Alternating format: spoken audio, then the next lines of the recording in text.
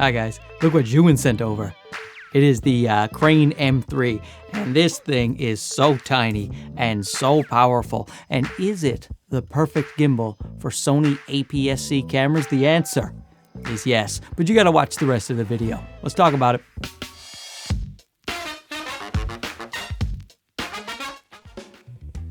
Okay, now full disclosures, Zhiyun sent this over for review for you guys, but I have bought Zhiyun gimbals in the past. This is not my first rodeo, ladies and gentlemen. Where is it?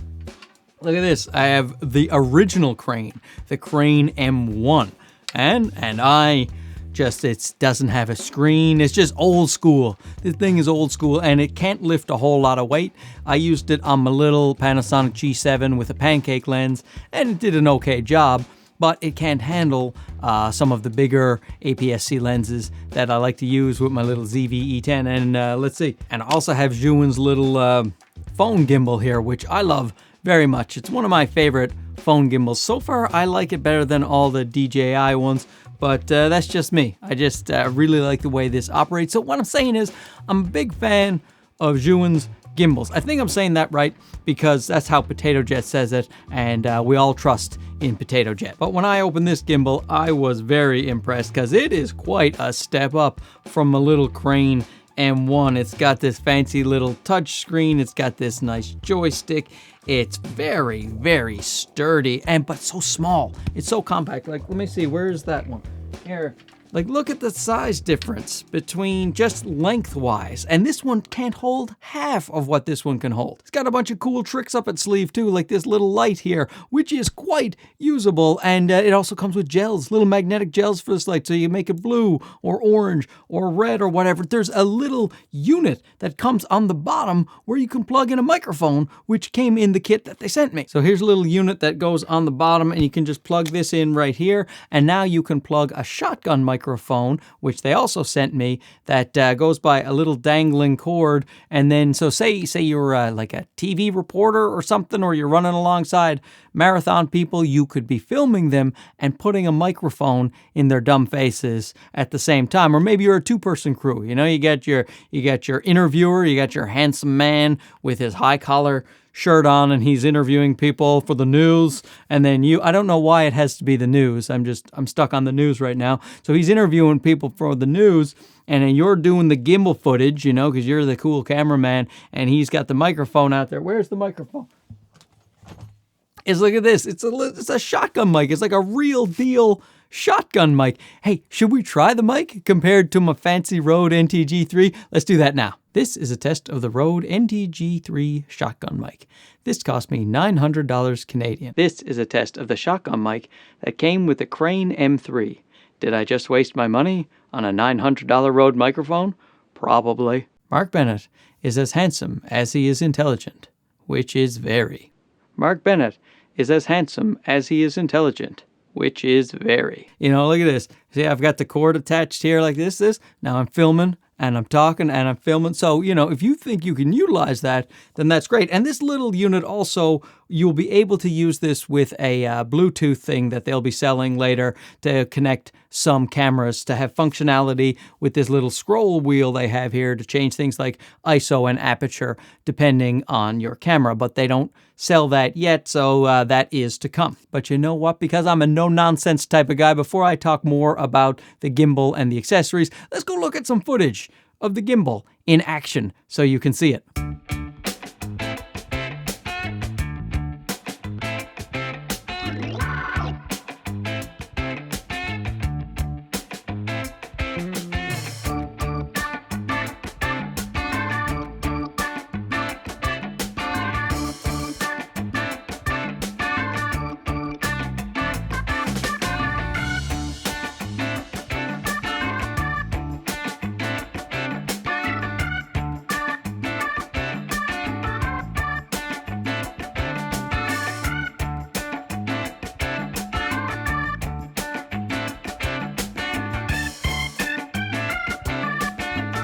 Now that footage there was filmed with the little ZV-E10 and the Sigma 16mm f1.4, which is not on their approved list of lenses that go with this camera, but I was able to get it to balance no problem. You can use a lot of different lenses, in fact, that are not on that list that you can't necessarily balance that well, but the motors are so strong that it can hold it anyway. So let's talk about that. Now, I was getting a lot of questions about how much weight does this gimbal hold in my comment sections, but the Zhiyun doesn't tell you specifically how much weight it holds, and I understand why. I contacted them, I asked them about it, and they said exactly the thing that I thought they were going to say, which is it really depends on the balance, because the motors are very strong, so it can hold quite heavy setups. It can hold full-frame setups with big lenses, but as long as they are balanced. If you have a lens that is too long, too front heavy, then it's going to be difficult to balance the gimbal. It will still flop down. Now the motors, they'll still be able to handle it for the most part. For everything I tested, all of my lenses work with this thing. They're not all approved and they don't all balance properly. But once you turn it on, the strong motors go, oh, we're ready to go. Like, I used the A7 III with the Tamron 28 to 75, and that is a front heavy lens, and that is a pretty big setup. It is not a mystery which lenses they say you can balance on the camera. They list it very specifically. They list all the cameras and all the lenses, and in the description of this video you will see the cameras. I will have a link to those PDFs. In fact, let's go out and take a look at the footage I shot with the A7 III with that Tamron 28 to 75, and you'll see the footage is just fine.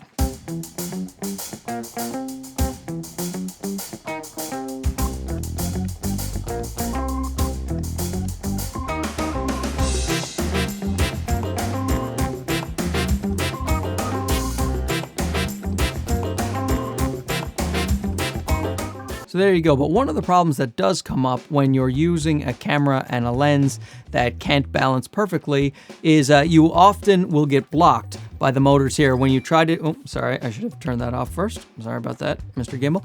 When you want to go in undersling mode like this, or you want to do that vortex mode, that Alfred Hitchcock thing where you spin, if you have a camera that has a big heavy lens on it, and especially like an A7 III, something like that, the eyepiece is going to hit off this back here. So when you have a lens that is approved along with the camera, you generally have, as far as I can tell, you always have enough clearance to be able to use the vortex mode or the sling mode. So if you want to go use, like, say, an A7S III with the Tamron 28 to 75, then you know it's gonna be able to hold it, but you're not gonna get the full range of motion that you would get when you have a properly balanced camera. You can also, when you have, somebody mentioned in the comments about a cage. What if you put a cage on? And yes, if you have a front heavy lens, you can get a little cage for the ZV-E10, and that does help you balance it a little better. And you can even put some counterweights on that cage, and that might help you as well. But again, now you're going to start restricting your movement because you have a cage with balance, counterbalance weights hanging off it. So, when you're on your roll and things like that, you may get some problems. Oh, except with the A7C, that camera seems like it will be just perfect for this, because there's lots of room with the A7C because it has that rangefinder style body, and because it's also a bit heavier, you could actually use heavier lenses, because the little ZV-E10 is so light, any kind of weight from a lens is gonna start making them tip this way. I recommend you do what Zhiyun says to do, which is you look at what cameras and what lenses match up, take it from there. If you want to experiment with some bigger lenses, some heavier setups, go fill your boots. You go right ahead, because that's what I was doing, and it works just fine. But, just to be safe, let's stick with the approved list. Like, if you got a big old, A7S III or like a Nikon Z7S12, and you got a big old honking lens, you're probably going to want a big old gimbal. This thing, one of the reasons it's so great is it's so small and it's so compact, and it fits into little tiny camera bags. I have a little sling that goes over my arm like a little man purse, because that's how I like to present myself. to society. And this thing fits in that little merce so well. I can put the ZV-E10 and a lens and the gimbal. And the thing is, I can pull off the gimbal so quickly with this quick release plate here, and then it's just, I'm done. And then I put that in the bag, I put this in the bag, and then when I want to go out and get those cinematic B-roll shots, then there you go, I'm ready to go.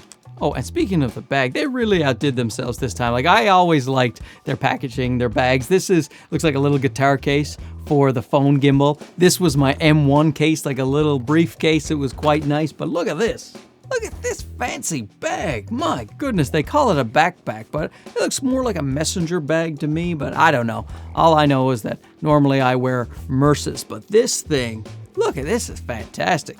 Now, and so if you don't have a small camera bag, you could put the gimbal and your camera in this thing. There's plenty of room for that, especially if you're not taking the shotgun mic. There's even more room in here. So the thing is super easy to use and set up, even to balance, because it has all of these locking motors. So you just lock it, do one at a time. And even for someone like me who's not that great at balancing gimbals, this one was super easy to balance. And after you do it 3 or 4 times, it is no problem. And then on top of it, after you've balanced it, then you can just click the auto calibration, and then it starts calibrating to see the weight of the thing. See how it's shaking right there? Can you see that?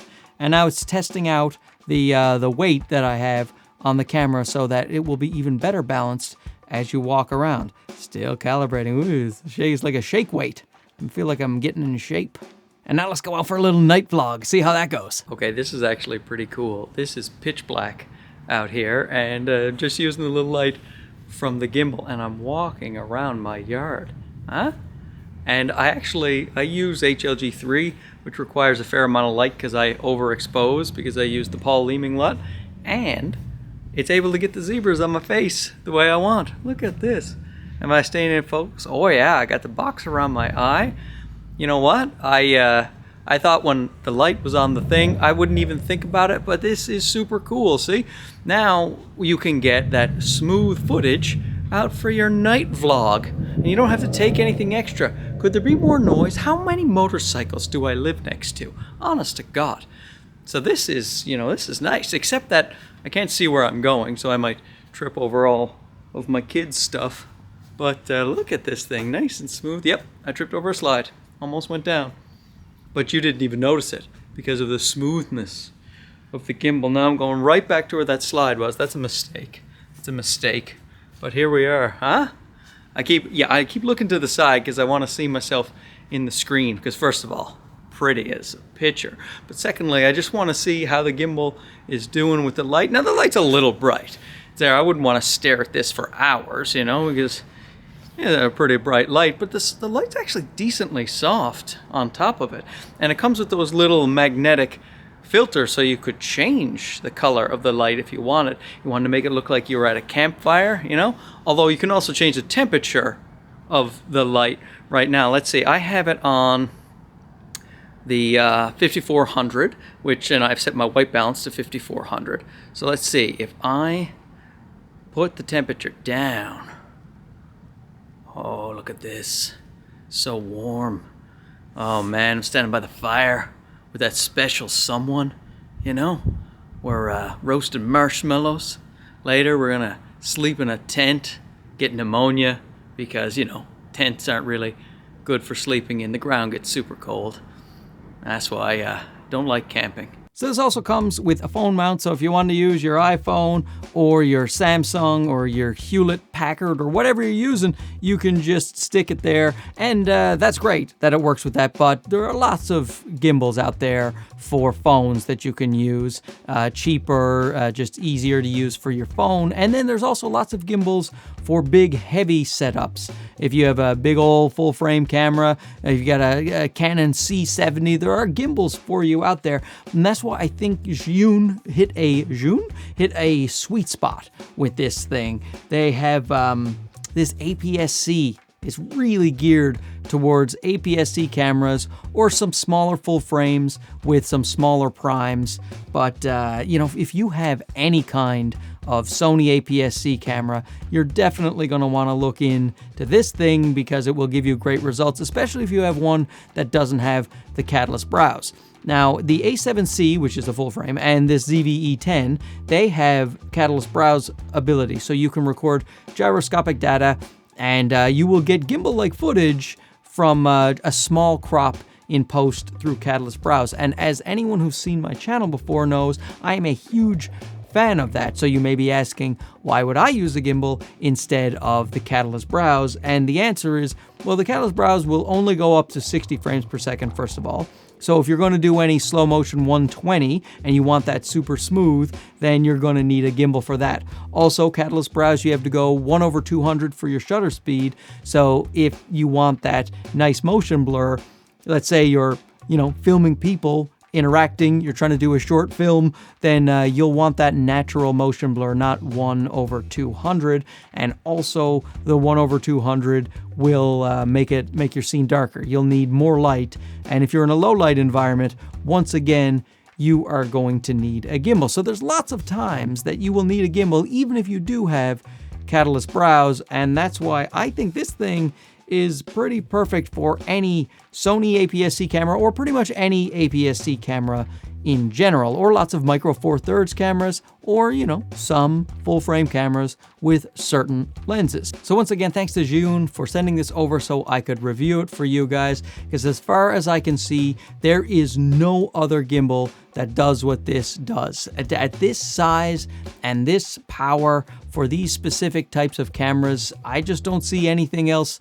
on the market at all. And this thing is great to use. It's a lot of fun.